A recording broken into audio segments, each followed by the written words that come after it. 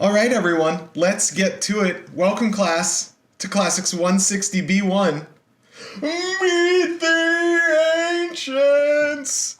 I, of course, am your professor, Dr. Rob Steffen, and today we are going to be moving out of the archaic period, at least a little bit, and into some pretty dangerous times as Greece goes to war with the empires of the East. So, let's go ahead and bring down the projector and turn down the lights and fire this thing up. Lecture 6.1, Democracy and the Seeds of War. So what we're going to do today, we're going to start with a few announcements, and during the announcements, we'll also have a kind of Q&A session. If you guys have any questions about the research proposal due Friday, we'll just kind of open that up to the floor. I can answer them to the best of my ability. The TAs can help. But we'll start with that. Then what we will do is do a little recap of last time, right? We were telling the story of Sparta arising in the kind of early parts of the first millennium BC and becoming one of the main militaristic city-states of the Peloponnese in Greece. And then we talked a little bit about Athens, going far deep into kind of Neolithic history, but eventually encountering a series of problems during the 7th century, and those problems relating to what we call debt bondage, where people would get indebted to somebody else, then have to work for them, and because they were working for them for free, they could never pay off their debt, and this caused big social problems in ancient Athens. And then what we're going to see, we're going to kind of recap the story of the Tyrannicides. We will recap the story of the Tyrannicides and see kind of, let's say, how democracy emerges from such a chaotic time. Let me go ahead and see if I can bring my my audio up a little bit here. All right, let's see. How is this? Is this good? Can we hear me okay? Better? All right, maybe it was just too far away from me. Maybe I need a new microphone. Let's see here. All right, so can you guys hear me all right now? Good? Okay, we'll do this today, and we'll see if we need to make any adjustments moving forward. But yeah, if there are any issues with the audio, always feel free to throw it in the chat, and I'll do my best to fix it. Okay, so let me get that off the screen. Yeah, and then we're gonna see how democracy, right? Maybe the single biggest contribution in terms of what the ancient Greeks did that like impact modern society. We will see how that comes out of an incredibly like chaotic time, right? It feels like a couple quick decisions that were made in a time of like threat and chaos that eventually turn out to be like one of the biggest, longest lasting influences of ancient Greece. And then we're going to see how that gets them embroiled in a very long battle with the Persian Empire. So, okay. Announcements. What have we got for announcements? You guys know the basic ones. Put this thing in speaker view. You can see me. You can see the slides. You can see the microphone. I feel like I'm on a talk show or something. I don't know. But if you have a question, feel free to direct it to your TA. And keep in mind, the first draft of that research proposal is due Friday. It's relatively low stakes. It's something like 5% of your grade. It's actually not worth much more than a normal weekly writing assignment. But the more work you put into that thing, the better they're going to be moving forward. And that will be really important as we get into the final draft and then the final project. So I want to open it up. There we go. I want to open it up to you guys. Are there any questions? TAs, feel free to jump in here as well if there have been common questions that you guys have been getting. How can we make sure that this goes as fluidly as possible for Friday?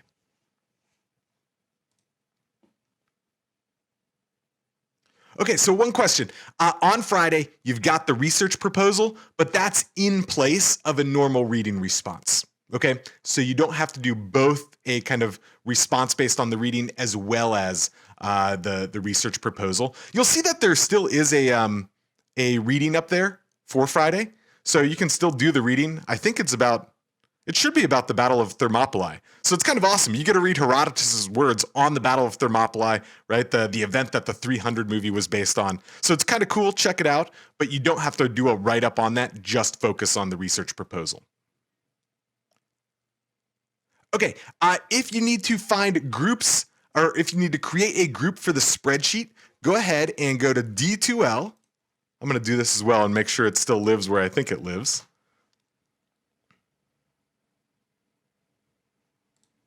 So go to D2L, logging in.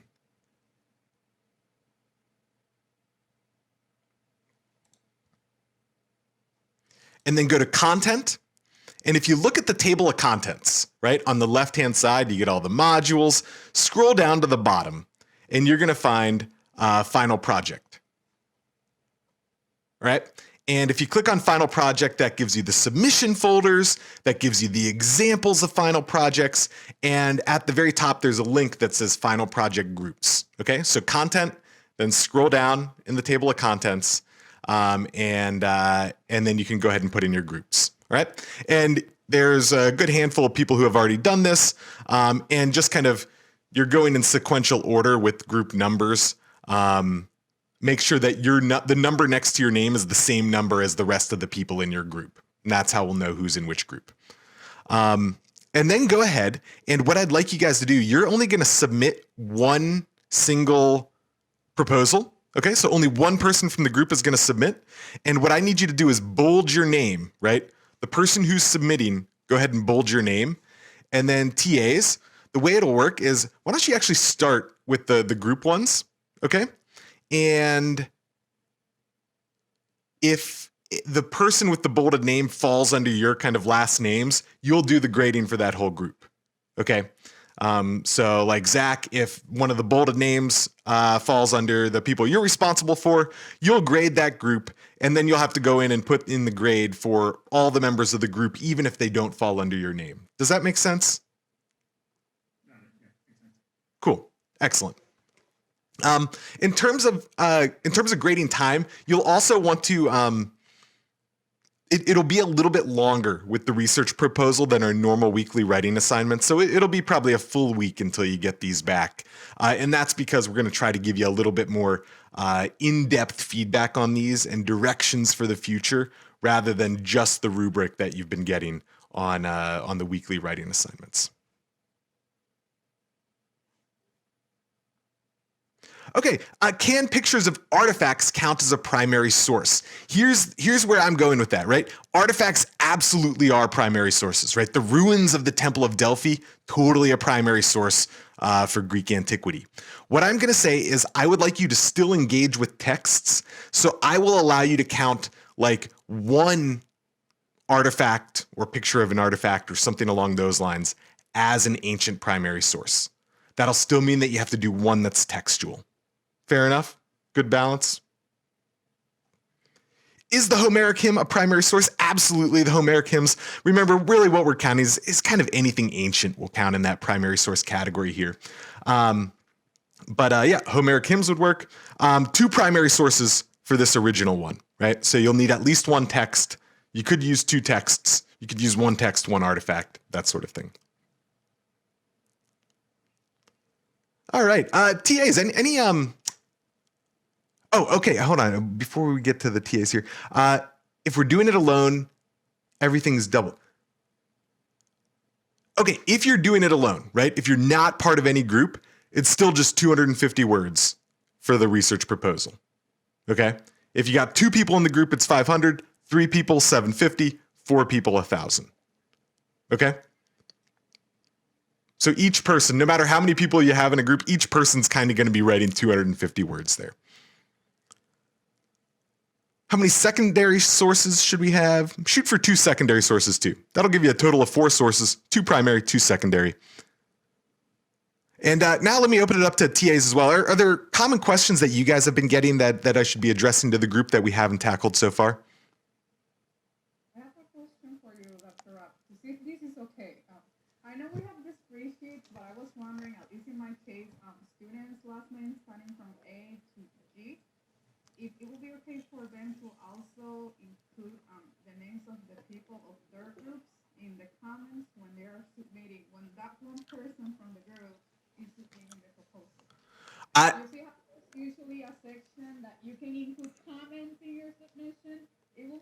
so helpful, I think, in my case, for all those names to be here because the way the detail system works is that you go through submission to the next submission and so on. So I guess this is a question for you to see if that's okay. That would be great. Actually, Karen, could you take some time kind of over the course of the rest of this lecture and maybe draft an email that we can then send out to the entire class that kind of goes through the basics of how to submit if you're part of a group? Yeah, I can do So kind of where to find the spreadsheet, how to put your names on there, bold the person who's submitting it, put the names in the comments, that sort of thing. Yeah, I can do that. That would be great. Okay. So if the assignment sheet says only one primary source, make it two. Just put two on there. All right. I'll get that uploaded, but make it two primary sources. And again, you don't have to have like read the entire Iliad here. I just want you to have two that like are going to potentially be useful for you. All right. So yeah, four total sources, two primary, two secondary. Yeah, and if you have any questions, feel free to work with your TAs. They're here to help you. TAs, when we give feedback for this, we'll want to kind of, give them some things to work on as well as some things that they're doing well here. And we can take a little bit longer to provide that feedback because it'll be a little bit more in-depth than usual.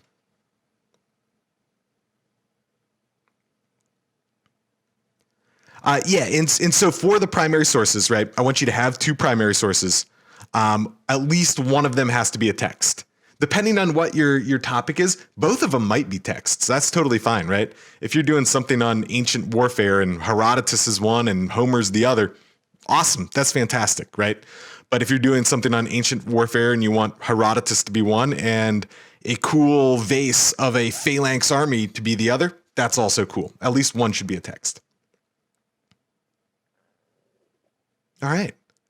Let's go ahead and move on. Again, if you have any questions, we can tackle this again on Wednesday. We are here to help you. We want you guys to put together awesome projects. And so, don't be afraid to reach out to us, but we can tackle this more in class on Wednesday as well. Okay, so let's go ahead and kind of recap where we were with archaic Greece and Athens and Sparta, right? Remember, you've seen this slide a lot of times. You're thinking archaic? No, throw that out of your brain. Get that out of your brain. It's gone. All right. Archaic Greece is a time of great innovation. So many of the things that we associate with ancient Greece get their kind of origins during the archaic period. Temples, pottery, democracy, all start in archaic Greece. So we get colonization starting in the 8th century, right? You guys have seen this map a couple times. The Greek homeland on the mainland in western Turkey, the islands, the northern Aegean here. And then they spread out through the Black Sea and southern Italy and southern France and eastern Spain, right? All across the Mediterranean. We also get the development of many of the cultural traits that we associate with Greece. So things like the ancient Olympics start right around 800 BC as well. We get the return of writing right around the same time, right? So that 8th century is really a special time in terms of the kind of advent of Greece, Greek kind of cultural traits that are really starting to grow. Now, as we move into the rest of the archaic period, right, we get other developments as well. So we're looking at some of the Ionian philosophers here. You don't really need to remember their names, but what I do want you to remember is that it's during the archaic period that these thinkers start to ask questions like why things happen. And their answers to those questions are now going to try to avoid attributing everything to the gods, okay? And so one of the things that becomes very popular is trying to pick different elements that are kind of the core essence of everything, right? So one of the popular ones is water and the different states of water, that sort of thing. We also get the development of sculpture, right? And this happens not coincidentally right after Greece sets up a colony in Egypt, right? They see these Egyptian sculptural forms and they start to adopt those for their own. And as we see this progression over time, what we see is kind of a move. It's still very idealized, but a move towards realism and a move also towards fluidity, right? Early on, it's very, very rigid, and it becomes a little bit of softer and a little bit more fluid as we move later in time. We get temples, right? Early on, we see a model of a temple looking very much like a house. And that's useful for our thinking because that's what a temple is, right? A temple is a house for the god. And during the Archaic period, we see the transformation from this into large wooden temples. And we don't have a picture of that because the wood rotted away. But eventually from those wooden temples into stone temples. And so here we can see some of the stone temples from the site of Paestum. And one of the things that we saw last time, right, is that these temples, yeah, they're religious, right? They are houses for the gods. But these temples are also very important in terms of kind of how city-states relate to one another and how they compete with one another for prestige. So especially in southern Italy, this is where Paestum is in southern Italy, right? I said last time, like when you go to Italy, you have to go to Paestum. And when you go to Paestum, you have to eat the mozzarella. You also have to go to the site. The site it's incredible, right? But the mozzarella is also incredible. And you can go see the buffalo and it's super cool. But what we're looking at, right, is you got a huge temple down here in the corner. You've got a huge temple right here, a huge archaic temple right here.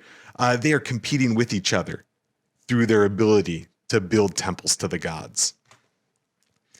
And we saw the development of pottery last time too, right? From this kind of geometric look to a style of pottery that we call Proto-Corinthian and Corinthian that draws its influence from the Near East, right? These kind of Leonid motifs. And then in the 6th century, the 500s BC, we get the development of this Attic style of pottery. And remember, the art history lesson of the time was, right, if the people are in black and the background's in orange or red, we call it black figure, almost always going to date to the 6th century BC. And if it's flipped the other way, right, where the background's in black and the people are in orange or red, we call that, not very creatively, red figure, and that's going to date to the 5th century or the 400s. So next time you go to the museum, you can point those out and everybody will be impressed with your knowledge of ancient Greek pottery. So we closed last time with a kind of zoom in on the history of Sparta and of Athens, right? And when we look at Sparta, the kind of main guy to know when it comes to early Spartan history is this guy Lycurgus here, all right? And he's the guy that later historians attribute all these developments that we really associate with the governmental and cultural system of ancient Sparta. These are the kind of institutions that start to make Sparta such a warlike and powerful militaristic society, right? So we have this idea that all men are created equal within Sparta, right? And that equality goes not just in terms of like rights, but actually land itself is split up into equal plots and each person gets them. In addition to this dual monarchy, right, the general political system is a dual monarchy, but we also have a council of elders, the Gerousia, which is kind of equal in power to that. So we start to see a system of checks and balances. We get this iron currency, right? The Pelennors.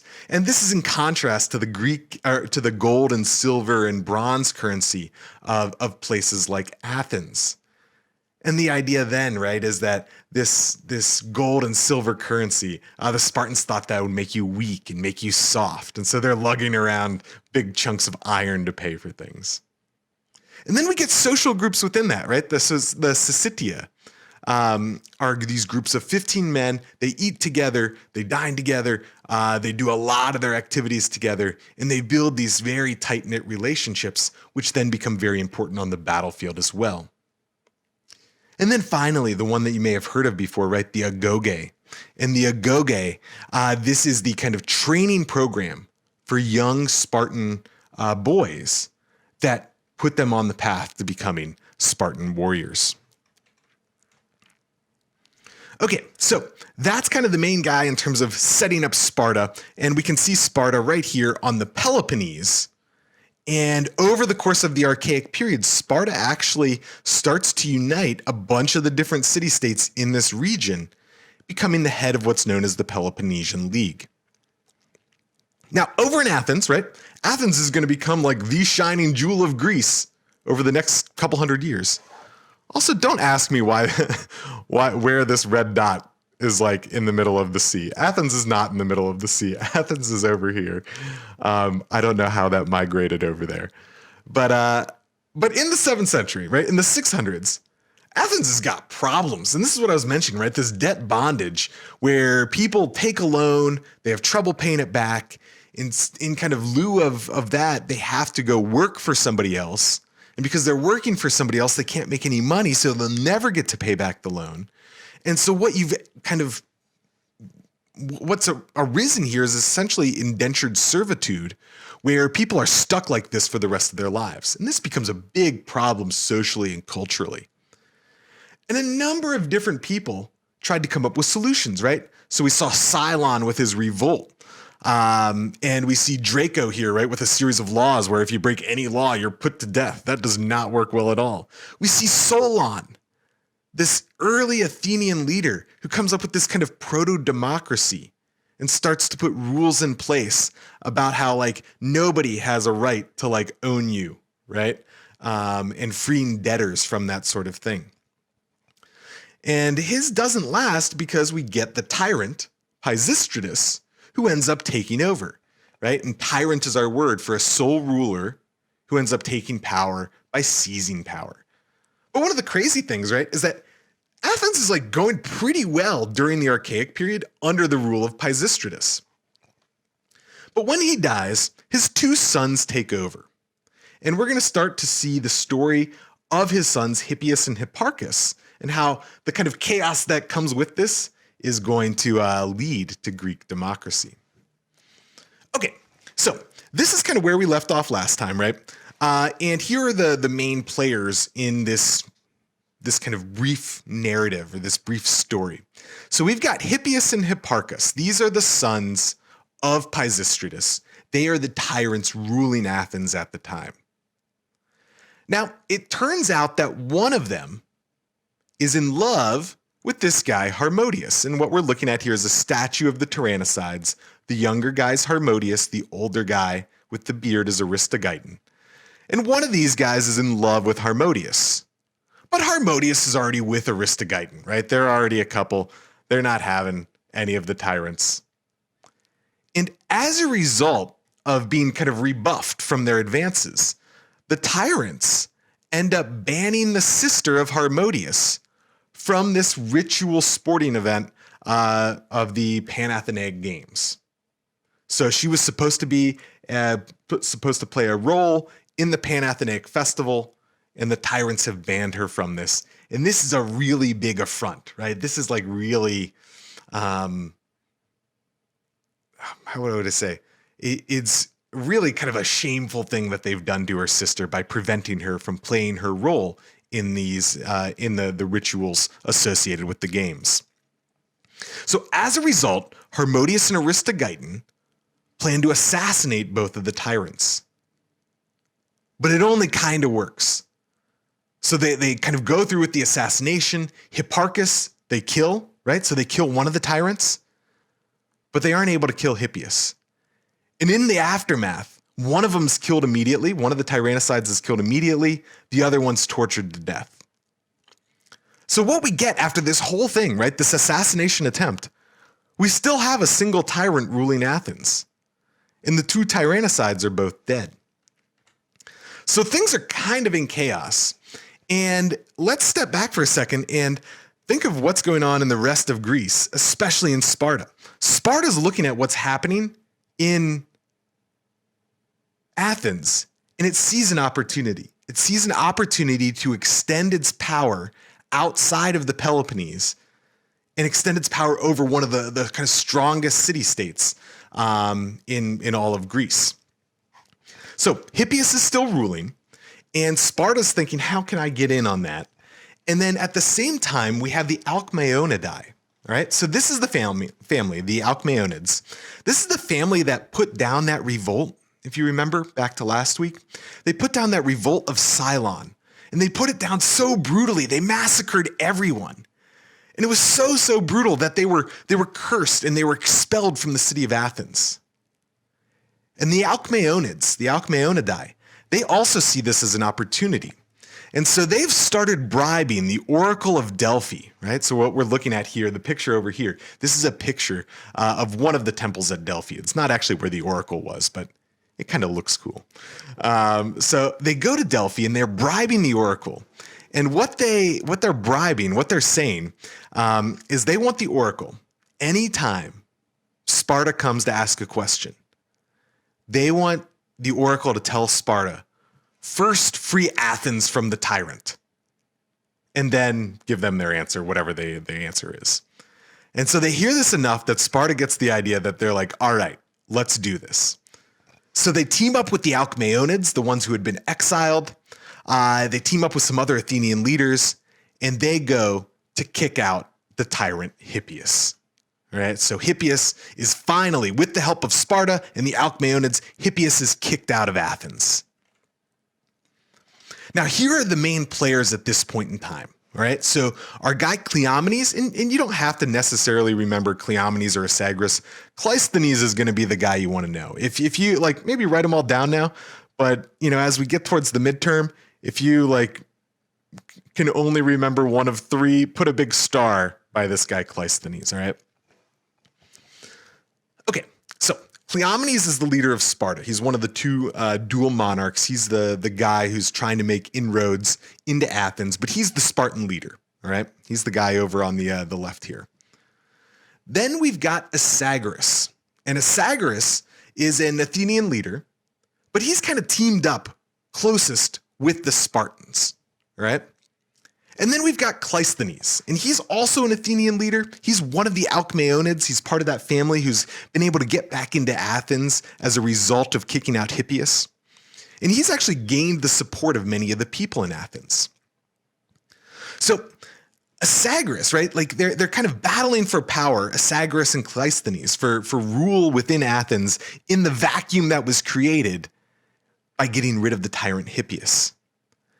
And Astiagis is actually able to kick Cleisthenes out of the city with the help of Sparta and Cleomenes, right? So Cleisthenes, even though he had the support of the people, he's exiled because Astiagis has the support of Sparta. But Astiagis doesn't do very well. So he kicks out Cleisthenes. He's now kind of the main ruler in Athens.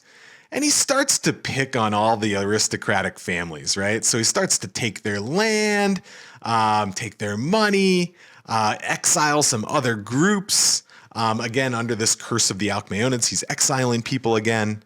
And eventually, Cleisthenes, even though he's out of the city, is able to make his way back in because the people of Athens rise up and get this guy, Astiagis, out of there. Okay? So again, you don't need to remember the exact kind of order of events there. What the big takeaway point is that we have these tyrants, right? There's an assassination attempt, and that starts kind of a period of chaos.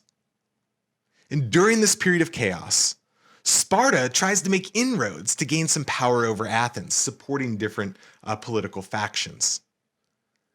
And in this back and forth, right, we get Cleisthenes eventually gaining the support of the people and establishing power within Athens. And within a year, he starts to totally change the governmental form, right? Cleisthenes is the guy who gets these democratic reforms, kind of the way that we think of ancient Greek democracy. So he does a couple things. One, he gets rid of kind of wealth-based classes. So there used to be different levels in society based on how much money you had. Gets rid of those. Two, he starts making new kind of tribes within Athens.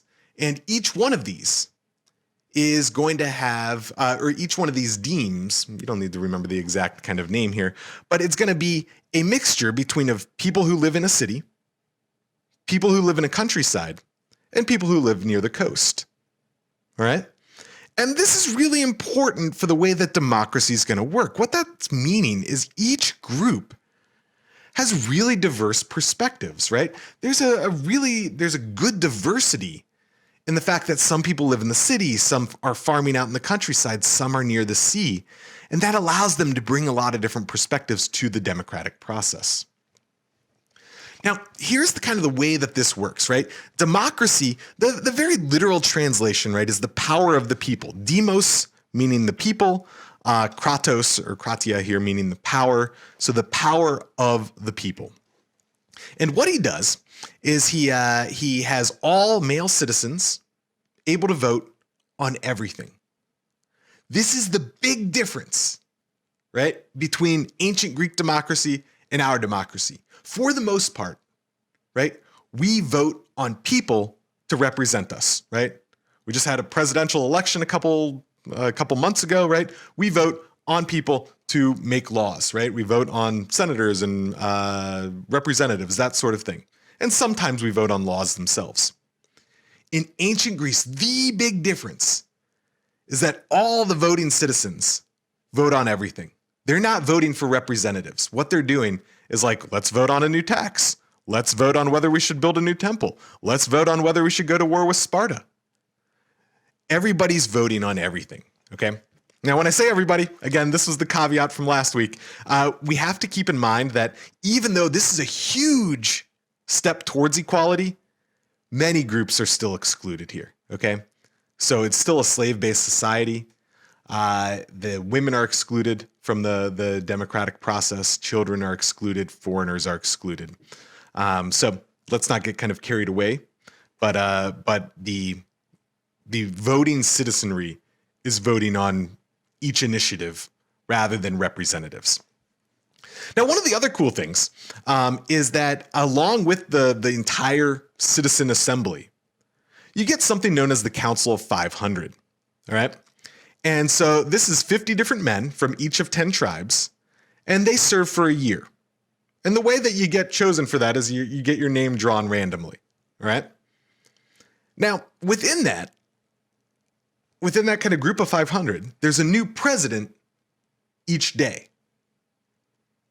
And what that means, and that's also chosen randomly, what that means is something like 75% of Greek Athenian citizen men would have been the president of like the Council of 500 during their lifetime.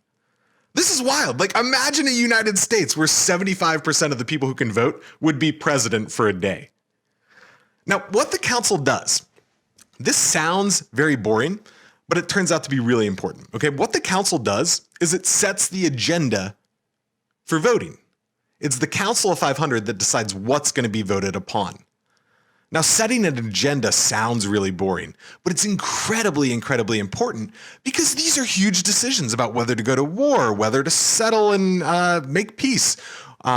Decisions of life or death are put onto the voting docket by that council. And finally, there's one other aspect to the democracy here, and that is this idea of ostracism. Right? So if you've ever heard the word somebody feeling ostracized, that comes from the ancient Greek. And what this comes from is an ostraka. An ostraka is a piece of pottery with a little name inscribed on it, a little text inscribed on the piece of pottery. And people would vote, right, if the council set it on the agenda. If they felt somebody was becoming too powerful as an individual, they could vote to ostracize that person. And for 10 years, that person would have to leave the city. Okay, so Cleisthenes does all this after he's just come back from exile within like a year, and while he also knows that Sparta is still planning to try to get Astiagis back in there so that they've got somebody friendly. And Sparta at the same time is trying to rally the Peloponnesian League. So Astiagis didn't totally work out. They are trying to get all these different city-states, right? All these regions and city-states to attack Athens while Athens is in this time of kind of chaos, right? With tyrants being overthrown, that sort of thing. And they're just about to do it. They are just about to march on the city when Corinth Corinth is this major city-state right here that kind of connects the Peloponnese to the region of Attica up here. Corinth bails at the last minute.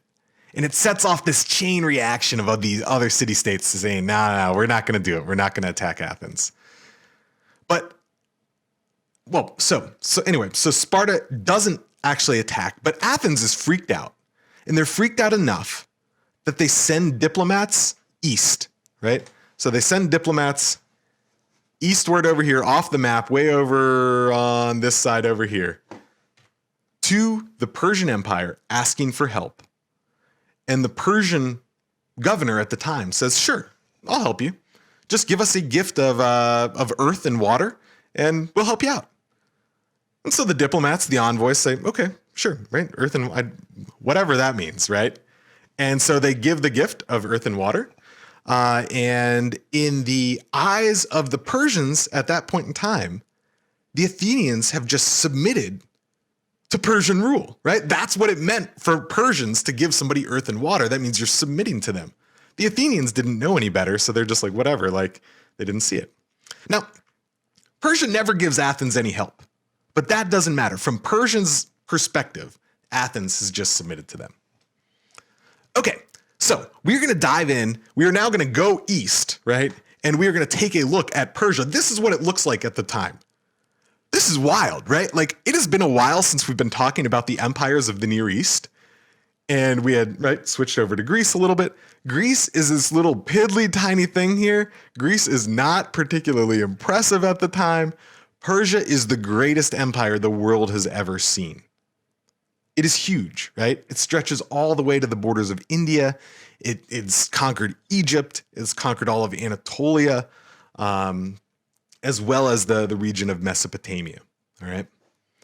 So let's talk a little bit about how it got there. I want to do attendance first. We're going to go ahead and jump forward. Let's see if we can jump forward to attendance. There it is. All right, attendance is yellow for today. Go ahead and get on there. Choose yellow for quiz number 12, February 15th, and then we'll pick it up again in another minute.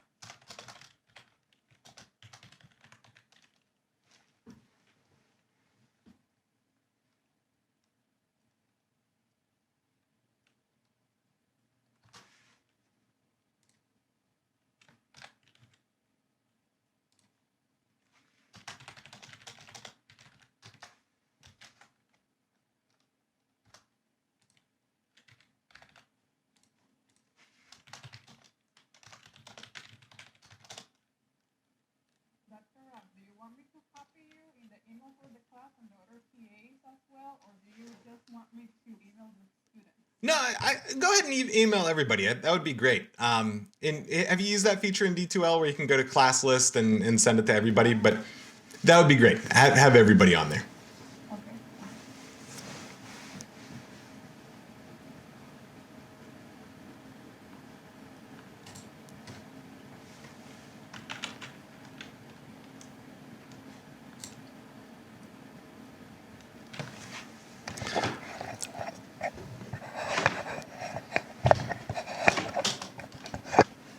Okay, let's go ahead and get back to our story here.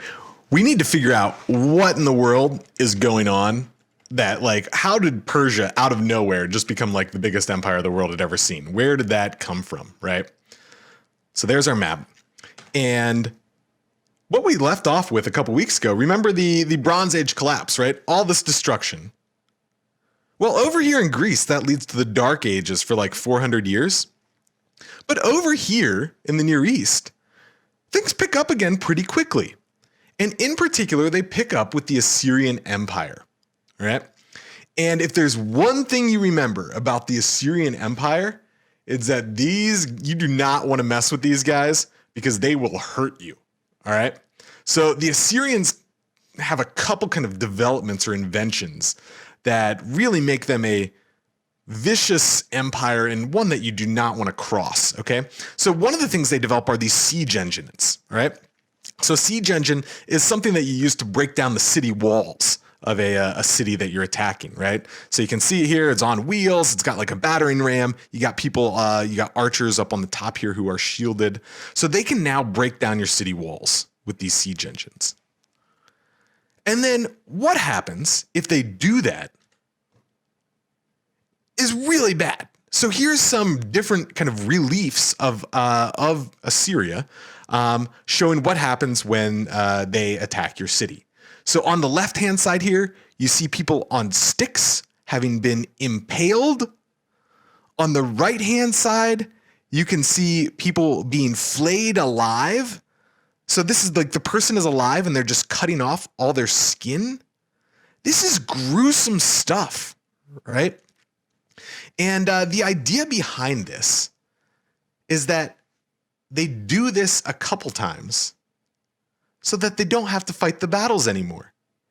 If you've got the ability to break down city walls, and people know that if they break down your city walls, this is what's going to happen to you, well, very likely you're just going to surrender to begin with.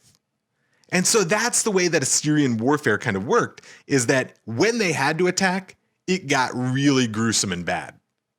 But the reputation spread so much that frequently cities would just surrender and say, hey, all right, you got it, we'll pay you taxes. So that's the kind of goal of Assyrian fighting. So Assyria's over here in green, right? They're in the Fertile Crescent in the area of the Tigris and Euphrates. But we've got some other kingdoms at the same time. So we've got the Phrygian kingdom over in central Anatolia. We've got the Lydians over in western Anatolia. We've got the Greek city-states at the very, very far west. But let's look at Phrygia for a while. So one of the cool things about Phrygia is that it's the home of one of these legendary, almost mythological Greek characters, King Midas. And it turns out that King Midas is like an actual dude. So he really was the king of the Phrygian Empire, and that his legend kind of spread to Greece, right? He was still like one buffer state away from Greek city-states, but his fabulous wealth became so well known, right, that they have this myth where anything he touched turned to gold. And what's super cool is that we actually have the tomb of King Midas, right? Mita in the original language. So we've got the tomb here. It was excavated in the 20th century by the University of Pennsylvania. And what's super cool is, so the King Midas's body was inside. They made a cast of what his face looked like. And then with that, there are all these feasting vessels, something like 200 feasting vessels. Unfortunately, they weren't gold. That would have been super, super cool. But we've got all these feasting vessels. And again, showing off the wealth. He really was quite a wealthy king. And what's cool is these feasting vessels, they've done residue analysis on this. And what you can see, like what you can kind of find out what people were eating and drinking from these vessels. And so they've done this residue analysis. And it's some kind of mixture, kind of like a beer, but like mixed with wine or like with like honey a little bit, a strange kind of beer. And they've actually recreated it. So when you're of age, you can, I think it's the Dogfish Brewing Company that's created something called the Midas Touch, and they based it on the residue analysis of this king's tomb. So really cool stuff. I haven't tried it yet, but it's on my list of things to do. Okay, so we've got King Midas ruling in Phrygia over here, right? We've got the Assyrians over in green. Then we've got the Lydians over here in purple. And the Lydians are also known for their fabulous wealth and their king, this guy by the name of Croesus, right? And Croesus also becomes kind of legendary for his vast amounts of wealth. And he's getting wealthy by taxing the Greek city-states. So Croesus is ruling from Sardis, He's kind of the ruler of the Lydian kingdom, but he's taxing a lot of these city-states here pretty heavily. And we're going to see that this causes a problem kind of after his death a little bit later on. Now, he becomes so wealthy that Solon, remember that guy from Athens? He actually visits Croesus, and Croesus asks him, like, who's the happiest guy in the world? And Solon says, you're number 4 on that list. And he gives 2 other examples of people who have died, but they died happy. And he says, you can't really be truly happy until you're dead because, you know, fame and fortune and that sort of thing can always turn on a dime. Okay, now, one of the things that ends up happening is eventually the Medes, the Median Empire, takes over the former Assyrian Empire. And we'll close the day with a little story of the Medes and the rise of Persia, and then we'll continue that story on Wednesday. So, the ruler of the Median Empire, we'll go back here, okay, so we got Lydia. Lydia is actually able to take over Phrygia eventually. And then we've got the Median Empire and the Babylonian Empire, which kind of together are able to get the Assyrians out of the picture. Okay, so the Median Empire is ruled by a guy by the name of Astiagis. Right? That's how you say that name, Astiagis. And his helper, right, his kind of second in command, his right-hand man, this guy, Harpagus. And Astiagis he's been having terrible dreams, okay? And he's dreaming that his daughter is urinating so much that it's flooded the Tigris and Euphrates river valleys. So he's probably got some issues. It's a pretty weird dream. But what he takes, he asks Harpagus and he's asking his wise men, what do we do with this? And they're saying that you need to watch out for the offspring of your daughter, right? It's what comes from your daughter that's going to overthrow you and ruin your empire. So what he does is he takes his daughter's newborn son, right? And he has Harpagus, and he says, Harpagus, can you take that baby, my grandson, and can you go kill him? Because the omen of these dreams, right, has said this is going to be bad news.